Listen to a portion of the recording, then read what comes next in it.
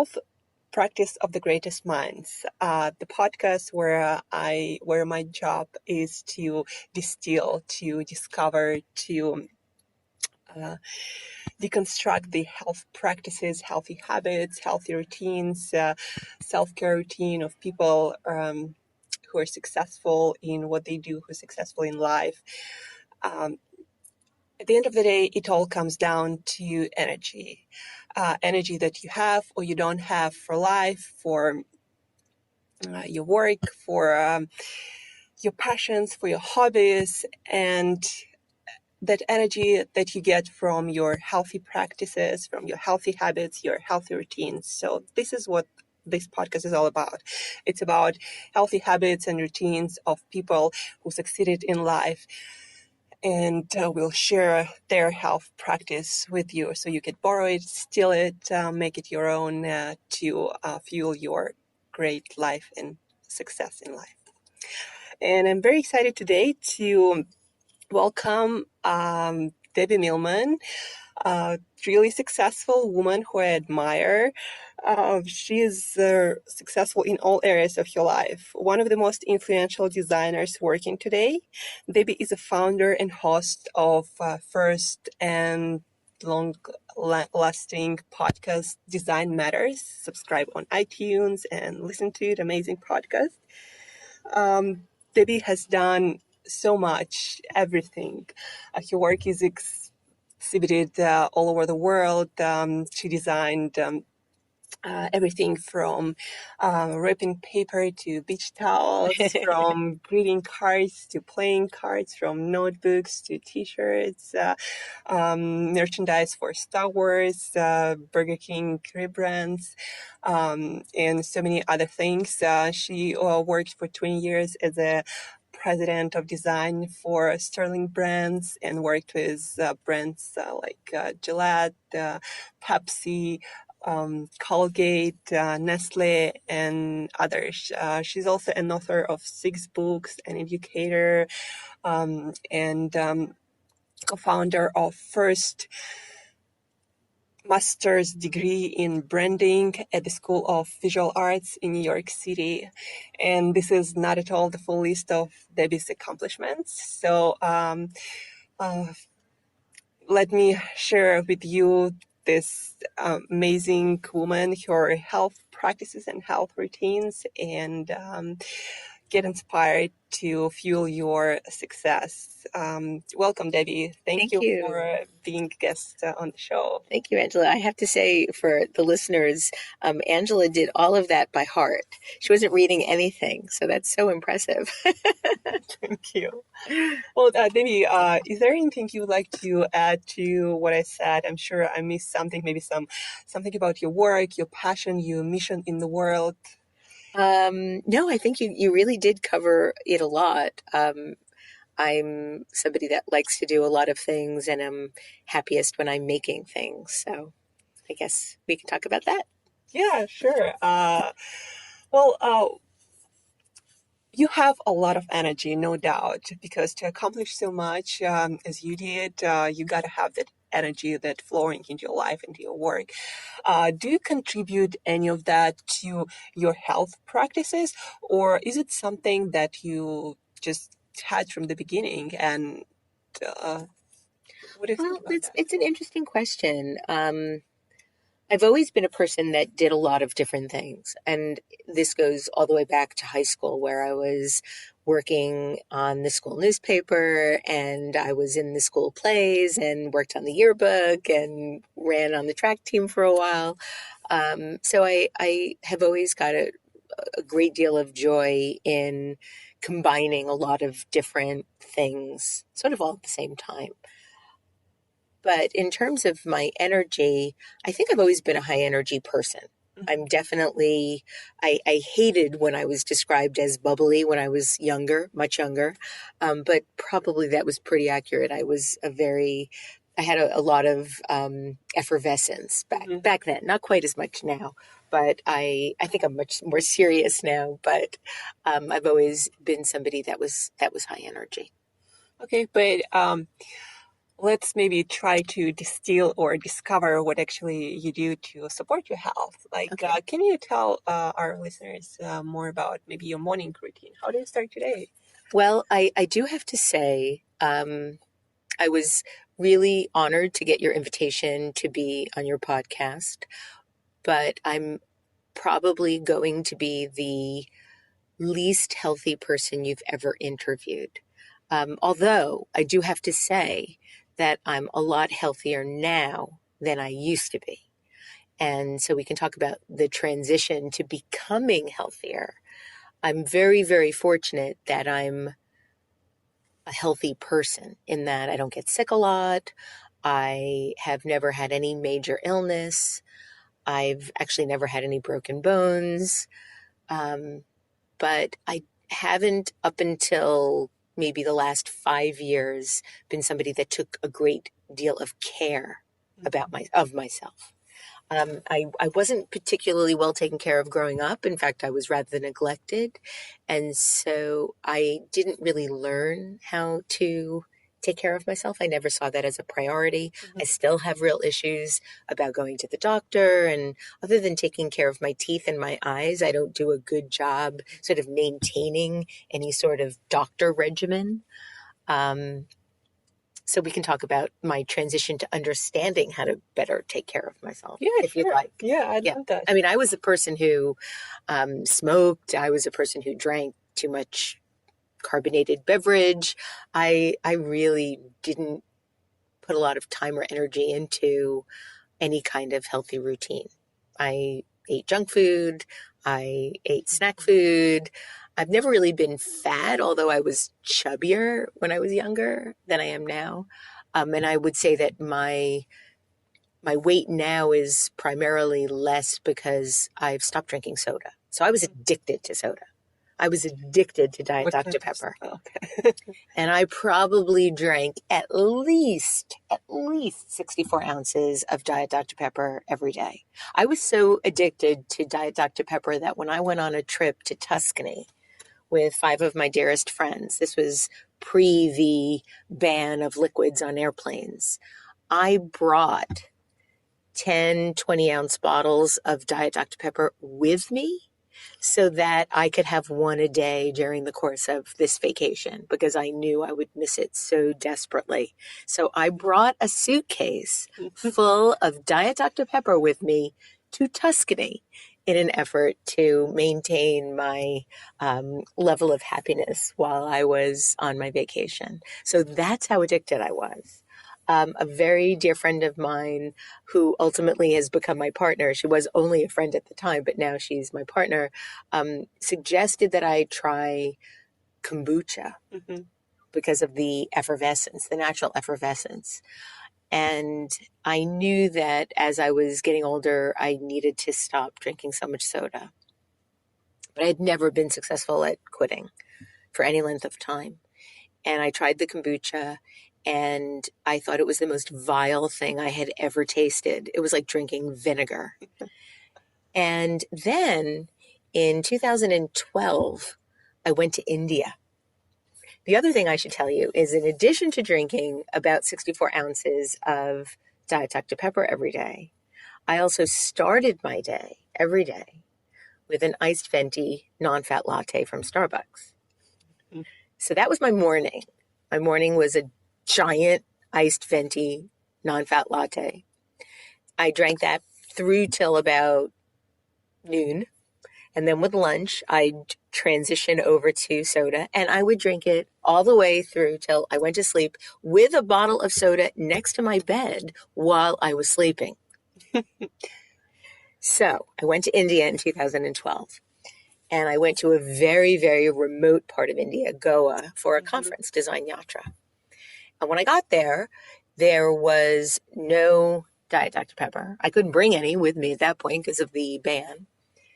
And the only carbonated beverage they had that was a diet beverage, which is what I had to drink because otherwise I'd have become morbidly obese, was Diet Coke, and I didn't like it. It was too sweet. I didn't like the way it tasted. So I didn't drink any soda for the time I was in India. And they had no Starbucks there as well. So between the jet lag, which was monumental from New York to India, and the cold turkey that I was experiencing from no Diet Dr. Pepper and no coffee or no giant Hmm. iced venti non-fat latte, um, I went through a serious withdrawal. But because it was also combined with jet lag, I never really quite could identify what was the withdrawal and what was severe jet lag. And so by the time I came back from India, I had stopped drinking soda and I had stopped drinking the giant Starbucks every day. And so I decided when I came back that I should try to parlay that into really quitting. And I did. So it's been 5 years, 5 years. But I did, when I got back, feel the need for carbonation. And so I started drinking kombucha. And now I'm addicted to kombucha, but at least it's a healthy Yeah. beverage.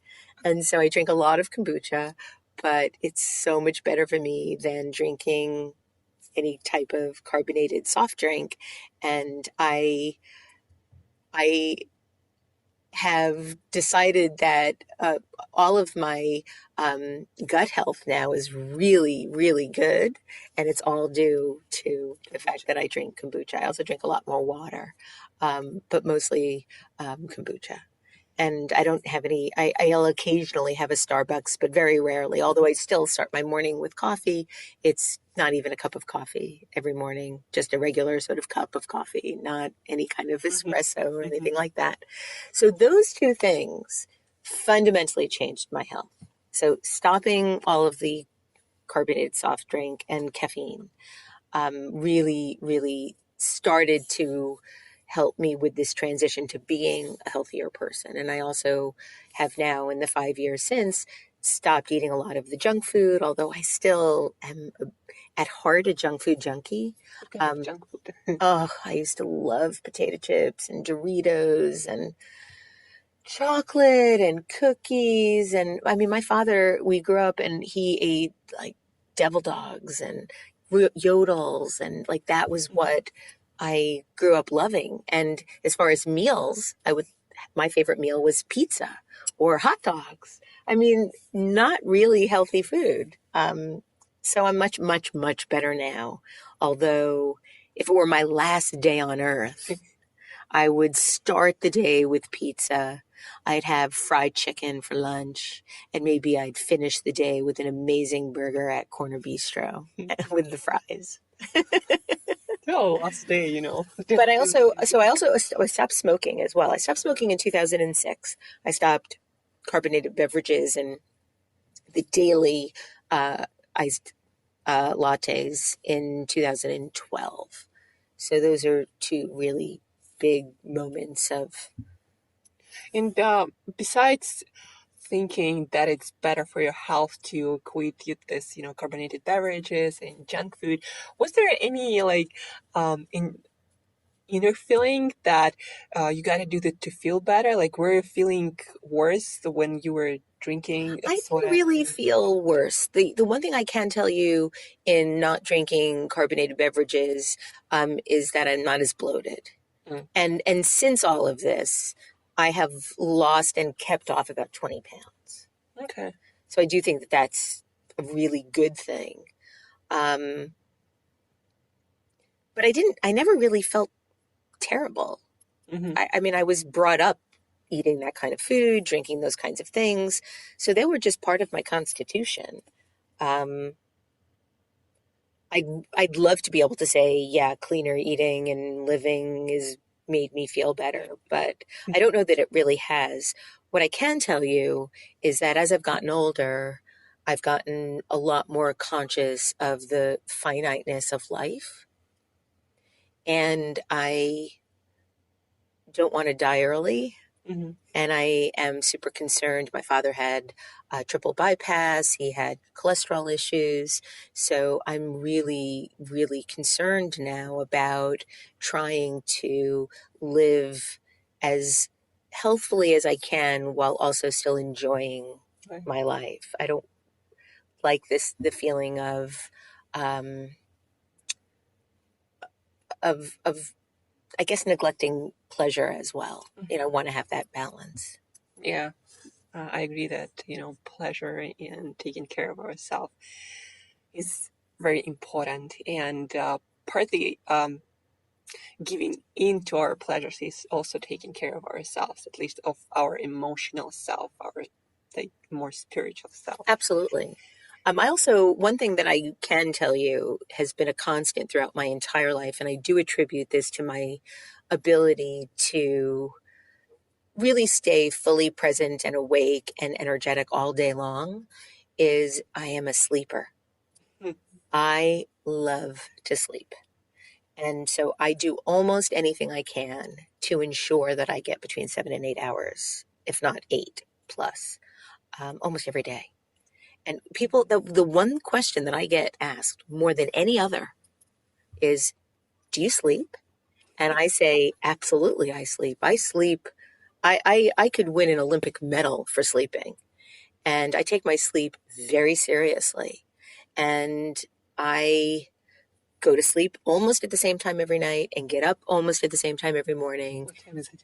Well, I go to sleep between 12 and 1, and I'll get up between 8 and 9. Mm-hmm. So I get my full 8 hours. I am a night owl, and I really have to force myself to go to sleep. I don't like transitions that well, so I don't like to actually transition from being awake to going to sleep. But once Mm-hmm. I am asleep, I don't like to transition from being asleep to waking up. So I know that about myself now. So I have to force myself to go to sleep, and I don't have to force myself to get up as much as I used to, Mm-hmm. mostly because I have a very slow morning. I prefer to wake up when I wake up, which is usually between 8 and 9, although it's been a little bit early. It's getting a little bit earlier as I get a little bit older. And now that I'm not working at Sterling, my mornings are very much about um, assessment, about quiet working, about making art, about really doing my personal work. My whole morning is about all of my self generated personal work. So I really like getting up to do all of that. And then by midday, I move over to my office at the School of Mm-hmm. Visual Arts, and I spend a considerable amount of time in my office at the School of Visual Arts now. It's an evening program, so I work into the evening. But then I also have lots of meetings and lots of different things that I do during the day. So I walk a lot. I'm not a big exerciser, but I do walk a lot. I do a little bit of planking, but that's kind of it. The best exercise for the core, actually. Yeah. But I walk a lot. I walk a lot, several miles every day. Yeah, well, this like sleep and walking are actually two of the probably most important things in your lifestyle that's going to make a difference in your health that are a lot of research confirms that a lot of like people who study health and fitness and longevity says that sleep is important. Like you can actually, if you put sleep and food on a scale, sleep is, it's much higher. It's much more important because that's when the body does the work. Right, Like the regeneration and your brain cells are regenerating. So yeah, I've always taken my sleep really seriously and do whatever I can to ensure that I get 7 or 8 hours. And I really do prefer 8. And I do feel the difference. I am a wreck if I get 6 hours. Like I cannot function. I cannot function. My mood isn't good. I get very impatient. I get very down on myself, snappy. I'm on a broom. That's what I call it. When I don't get the right amount of sleep. Yeah, well, you're doing the right thing. And walking also, it's confirmed to be the most um, helpful and effective exercise type of exercise. It's not really exercise because that's what we designed to do, and that's what they say. The most important thing is staying active. It's not so much, the lifting dumbbells or Well, I do sit a little bit more than I should, and I've heard that sitting is the new yeah. smoking, and I'm a definite sitter. I like to sit, so I have to work on that. But I do. I not only do I walk, but I'm also a fast walker. Yeah, that's also I'm definitely a New Yorker in that regard. I'm yeah. a fast walker and tend to get very impatient with people that aren't. Yeah, so you do high intensity interval walking. It's also a workout. You're making me feel better about myself. Yeah, you do a lot of things, to support your health, actually. But besides soda and junk food, you for sure eat other foods, and you, Oh yeah, well I don't drink soda at all anymore. It's been five yeah. years, and I don't eat a lot of junk food. I do like to treat myself, but when I treat myself now, it's more about a bagel, or I still will eat pizza. I'll never be able to give Hmm. up pizza. But I eat a lot of salmon. I eat a lot of fish. And I've always been a big fruit eater. So Hmm. that is, I love blueberries and apricots and things like that. So before you quit soda and junk food, did you also eat fruits Yes, and I've always been a vegetables? big fruit Yeah. person. What about like vegetables and other foods, Vegetables, not so much. Definitely especially? not so much. Yeah, and I know that vegetables are the best thing you could possibly eat. But I'm just not. I mean, and I do, but my idea of a good vegetable is a big potato, which I know isn't a vegetable. Well, it is. But if we take your day right now, what do you have for lunch and dinner? Because as I understand, you don't really have breakfast. Yeah, I'm not a breakfast eater. For lunch, I will generally have a salad, and I'll usually have some sort of protein in it. Hmm. My favorite salad is a chopped salad with avocado, cucumber, endive, and sometimes a tomato. And I chop it very fine, and I love that salad. I don't put Hmm. any, the only dressing I'll put on is a little bit of lemon and some pepper. And so that is my go-to salad. Hmm. And the minimum that I'll have is just the cucumbers and the avocado. So I'll always have a cucumber and avocado in the house, and that's my go-to salad. And then I'll sometimes have some salmon or some chicken or some shrimp. Um, as I said, I love blueberries. I also eat a lot of blueberries. And then for dinner, it really depends. I do eat out a lot because I live in New York City, but I'm also here at SVA pretty late. So my biggest meal of the day tends to be lunch. And so, but if I am having dinner, it will, I love whole fish. I eat a lot of trout, um, potatoes, a glass of wine. I'm a big wine drinker. Now, when I say big wine drinker, I should clarify that it's usually about a glass and a half at a time. And it's certainly not every day. So I would say I probably have wine 3 or 4 nights a week, and usually about a glass and a half. Yeah, so you see now you're like the healthiest person your food No, habits. I don't think I'm healthy. I mean, I love Chinese food. I eat a lot of sushi. That's another thing. Hmm. I do eat a lot of sushi, but I should clarify. I don't eat a lot of sushi. I eat a lot of sashimi. Hmm. I'm not a big rice person. Yeah. If I'm Well, going to have carbs, it's going to be bread, okay. bread or potatoes. Your favorite thing. Yeah, I love bread. I love bread and cheese. I love sandwiches. Um, so I have to be careful with that. Everyone should. But what about your mindful practices? Do you have any like meditation or journaling, or, but maybe you do something that kind of like that puts you into the zone or Yeah, I guess my connect. my my my meditative practice is making art. And so whenever I'm making art, I'm in a sort of meditative zone like state. Usually, not always. Sometimes I'm fighting with the canvas and it becomes a slugfest, and I get very agitated because I can't get the work that I want to be there. Hmm. It becomes a struggle. But for the most part, I'm truly joyful when I'm making art. And I time will slip away and I can sort of feel like I'm doing it forever. Yeah, I guess that's what you do also every day, probably, right? Well, I don't make art every single day, no. But I do some sort of creative endeavor every day. Yeah, so that's what I meant. It's allows you to connect to yourself and express yourself and feel, I guess, more peaceful and connected to everything around you. Yeah. I also spend time with my dogs, and I find that to be incredibly spiritual. They are the closest thing to um, selfless that I've ever encountered. They provide unconditional love. My dogs are elderly. I have a 16-year-old dog and a 17-year-old dog. So I spend a lot of time taking care of them and making sure they get outside to go to the bathroom and making sure they eat enough and giving them all the various medications they have to take. And so I find being with them very centering and very important to me. Yeah, I mean, animals, nature, they all Yeah, ground us and bring us, I don't know, connected to the source. absolutely. I used to have two cats. They both passed on, but one of my cats used to sleep on my chest and purr. Mhm. And that was an extremely meditative experience for me. Just to be laying there and listening to him purr on my chest was just an amazing experience. I can imagine. Um, what else? What did,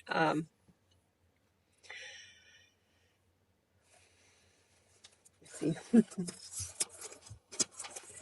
Um, what do you do to?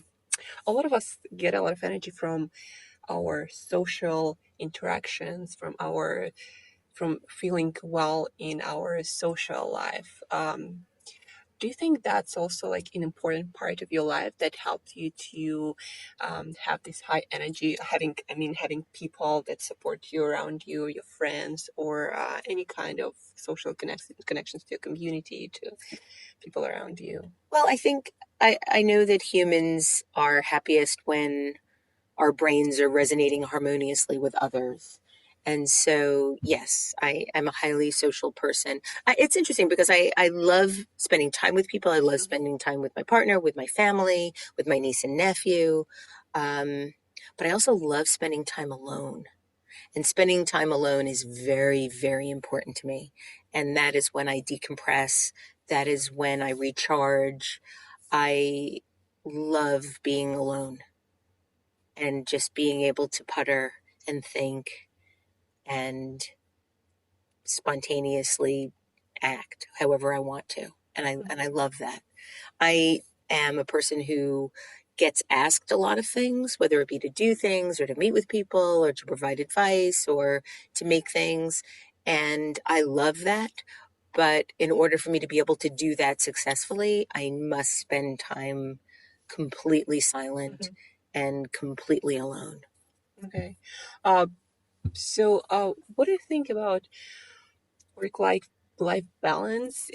I'm more interested in, did you have ever time in your life when you had to go through a lot of stress, and were there any strategies that you had to cope with that? Or I've spent a considerable amount of my childhood in stress all the time, and also developed some pretty severe post traumatic stress disorder from that stress. And so I've had to learn how to calibrate that stress. And for me, it's been a learning experience to avoid responding instantly, to recognize that nothing is served well by an off the cuff negative response, and that the more time you put between a stressful situation and a response, the better. I also know now, and again, these are things you learn with time and experience and therapy and so forth, but whatever feeling you're having that might be a bad feeling, most of the time, or quite a lot of the time when I was younger, I would do whatever I could to avoid that feeling. Whereas now I know enough. And I think, actually, let me go back. I would avoid that feeling, and primarily I would avoid that feeling because I felt that it would engulf me and I'd never get out of it. That doesn't happen. We're metabolizing machines as humans. And so, whatever feeling it is we're having, good and bad, we will metabolize. And so I know enough now if I'm feeling blue, if I'm feeling down, in the same way that if you're feeling sick, you go through that experience and then you feel better. You do get better. If you don't, then you need to get help and likely need to be on some sort of medicine regimen. But I know enough now about myself that if I'm feeling down, if I'm feeling blue, if I'm feeling angry, if I'm feeling ecstatic, those feelings feel very real when you're in them. but they don't last forever. And so you also have to cherish those ecstatic times, but also know when you're not in a place where you feel good about yourself or your life or somebody else or a situation, that likely that will change as well over time. And so I don't run away from those experiences quite in the same way that I did when I was younger. Okay, yeah, thank you for sharing. The reason I'm asking that because a lot of people don't have much energy because they feel like they're stressed all the time and they don't have the capacity to deal with that Yeah. properly. Mm-hmm. So it's good to learn what you do because, as I said, because of your work, the amount of it, the quality. For me, it seemed that you handle stress and anything going on in your life, inside or outside, really well. Thank you. Well, it's been an effort and a practice. That is definitely a practice. And for anybody that does feel like they are suffering from any type of post traumatic stress disorder, and for people that sort of need to respond instantly, to feel that sense of needing to defend themselves against something, that all comes from early childhood trauma. And so the more you can understand why you are motivated to respond in that way, the better you'll feel eventually in terms of how to manage through that experience of response. We tend to have that fight, freeze, fear, and or flight. And for people that have a lot of post-traumatic stress disorders, that fight happens really fast, and that's not always the best way to respond. Okay, thank you. Well, Debbie, thank you so much for sharing all this information. And although you said that you might not be the healthiest person, you might be actually the least healthy person that I'm going to be interviewing or interviewed. I think uh, you didn't. It's not true. And I think you do take good care of yourself. You know, you eat the right foods, and yeah, maybe it's not all you eat, but you still eat a lot of healthy foods, a lot of fresh foods. You sleep a lot, you move a lot. You know, you connect with people, you do work that fuels you from inside. So, yeah, I learned a lot from you. You Thank know, you. Thank you. Well, thank you for, as I said, it's an honor to even be considered as a guest for a podcast like you have. people like you actually inspire me and fascinate me because I'm the person who eats like everything I eat is right, but I cannot say that I have the same amount of energy as you do have for the work you do, for a life you have. That's why I'm always like fascinated. What is your secret?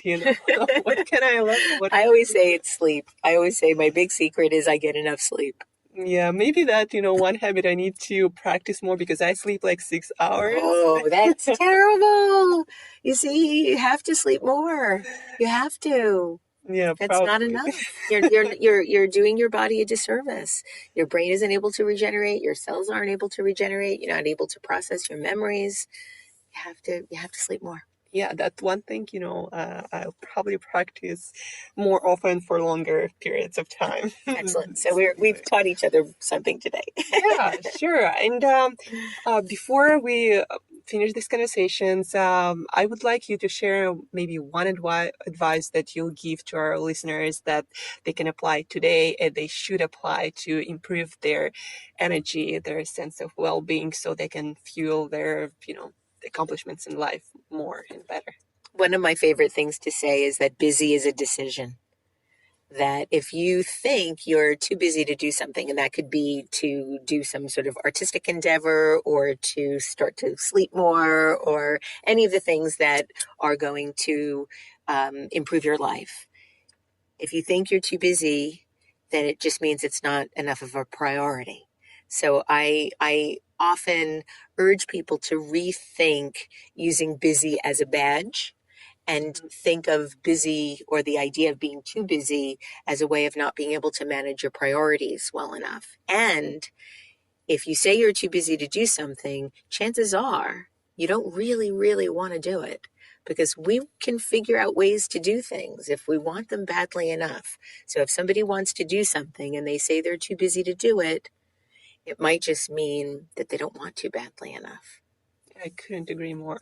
So busy is a decision. Yeah. That's one of my mantras in life. Thank you. And where people can go to learn more about your work, your mission, where they can connect to you and be inspired by your work. Well, on the internets, I'm at debbiemillman.com, at Debbie Millman on Twitter and Facebook and Instagram, and on iTunes as Design Matters with Debbie Millman. Yeah, I'm gonna share all the links in the podcast notes. And again, thank you so much, Debbie, for sharing your healthy and not so healthy habits so honestly and openly. And thank you for your work and the inspiration that you gave to me and give to so many people. Thank Thank you. you. Thank you so much. Yeah.